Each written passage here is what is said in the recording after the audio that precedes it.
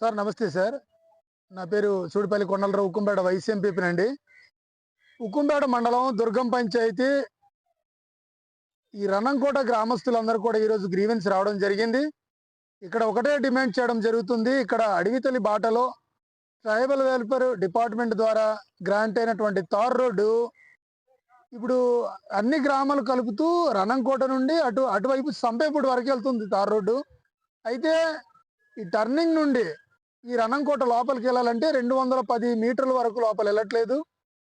ప్రజలు గ్రామస్తులు అందరూ కూడా ఈ రోడ్డు లోపల వరకు గ్రాంట్ ఇవ్వండి అని అడగడం జరిగింది.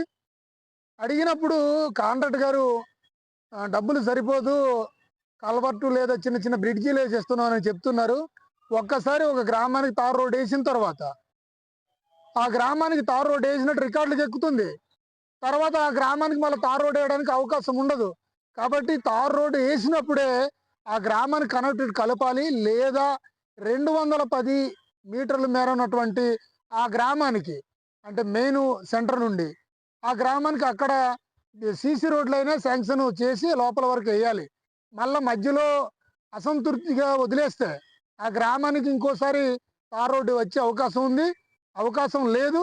ఎందుకంటే ఉదాహరణకు పట్టం పంచేది సిరిసవలసలో రోడ్డుకి పక్కనే ఉంది, ఒక 300 మీటర్లు ఉంది. వాళ్ళకి ఇప్పటికి కూడా స్వాతంత్రం వచ్చి 79 సంవత్సరాలు అయినా కూడా వాళ్ళకి సీసీ రోడ్లు వేయట్లేదు, తార్ రోడ్ వేయట్లేదు. అలాగే మరోసారి కూడా ఈ రణంకోట కూడా మిగిలిపోయే ప్రమాదం ఉంది. తక్షణమే ఆ గ్రామానికి లోపల వరకు కలుపుతూ బీటీ వేయాలి. బీటీ వేయకపోతే సీసీ రోడ్డుతో కనెక్టివిటీ కలపాల్సిన అవసరం ఉందని ఈ సందర్భంగా డిమాండ్ చేస్తున్నాం. నా పేరు వంతాల వెంకట్రావు. అల్లూరు జిల్లా ఉక్కుంపేట మండలం దుర్గం గ్రామ పంచాయతీకి చెందిన రణంకోట గ్రామము.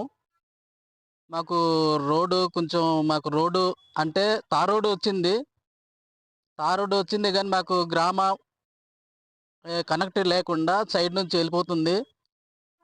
మాకు సంపంపుట్టు జంక్షన్ నుంచి మినిమము 200 మీటర్లు ఉన్నాయి. అది సీసీ రోడ్డు వేయాల్సిందిగా నేను మనవి చేస్తున్నాను. కలెక్టర్కి, తర్వాత పిఓ గారికి, కూటమి ప్రభుత్వానికి నేను కోరుకుంటూ ఉన్నాను. అది కంపల్సరిగా